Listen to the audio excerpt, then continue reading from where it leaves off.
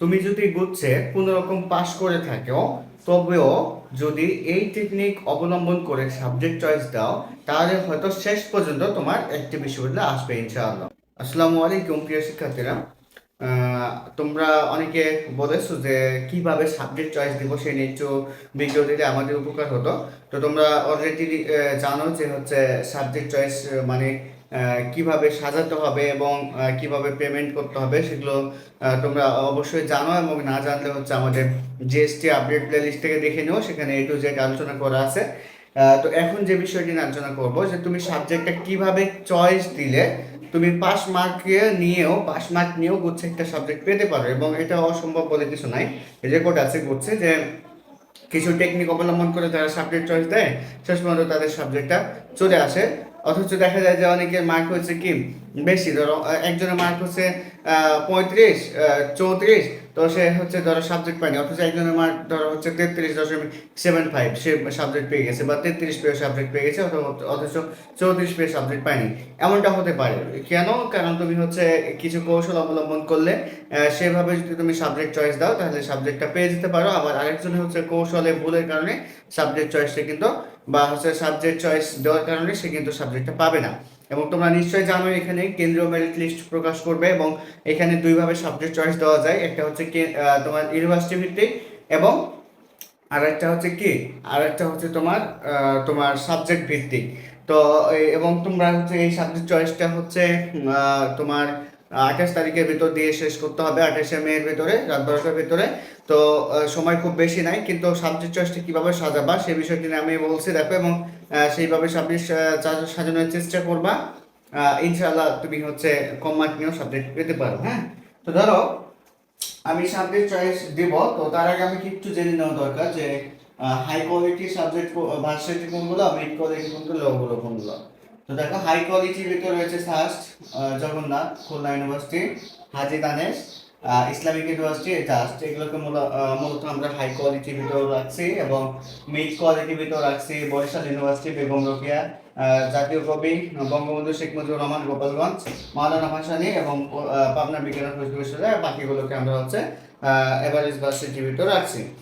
এখন দেখো, যাদের মার্ক 37-এর ওপরে তারা ইউনিভার্সিটি চয়েসে রাখতে পারো। এবং তোমরা নিশ্চয়ই জানো প্রতিটা ভার্সিটি চয়েস দিলেই তোমার কত করে টাকা দেওয়া লাগবে, 500 টাকা করে। অর্থাৎ তুমি তো এখানে 6টা ভার্সিটি চয়েস দাও, তাহলে তোমাকে এই 6টা ভার্সিটির জন্য টোটাল হচ্ছে কত টাকা দেওয়া লাগবে, 3000 টাকা দেওয়া লাগবে। হ্যাঁ, তো তোমার হচ্ছে এবং এই 6টা ভার্সিটিতে তুমি কোন কোন সাবজেক্টগুলোর জন্য এলিজিবল সেটা তুমি অবশ্যই দেখতে পাবা তোমার প্রোফাইলে লগ ইনের পরে। এগুলো নিয়ে বিস্তারিত ভিডিও আছে এই জিএসটি আপডেট প্লেলিস্ট থেকে, আমার চ্যানেলে দেখে নিও, সেগুলো নিয়ে আমি যাচ্ছিলাম।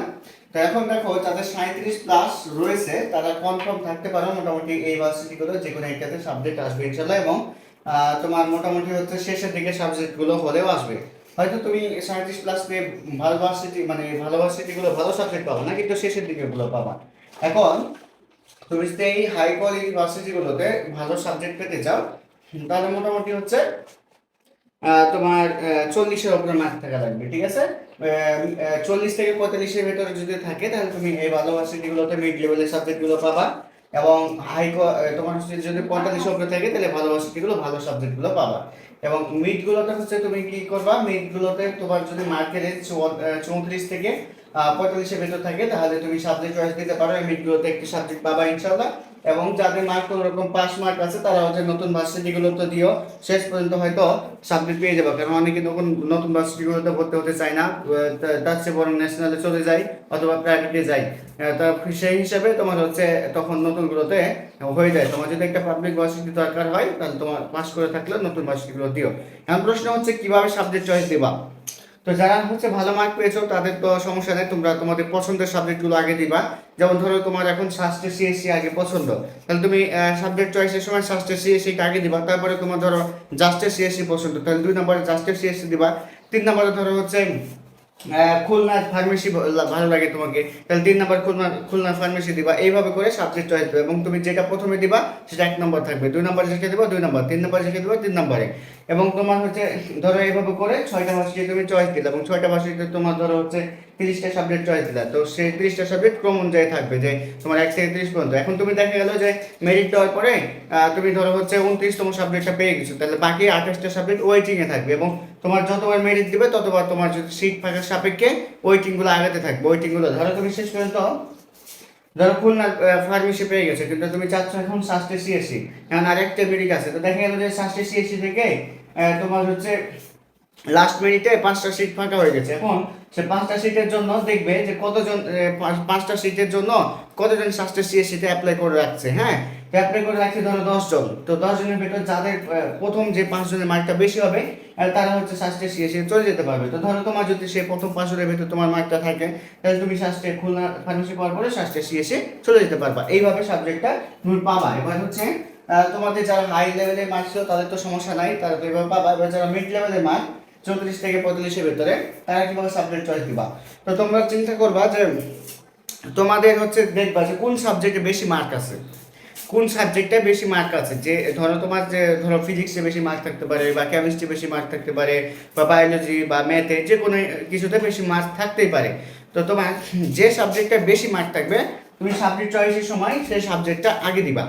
সাবজেক্ট চয়েসের সময় সেই সাবজেক্টটা আগে দিবা। ধরো তুমি কেমিস্ট্রিতে ভালো মার্ক পেয়েছো বা বায়োলজিতে ধরো হচ্ছে ভালো মার্ক পেয়েছো, এখন তুমি এই যে দেখবা, তুমি তো দেখতেই পাবো যে কোন কোন ভার্সিটির জন্য বায়োলজিতে এলিজিবল তুমি।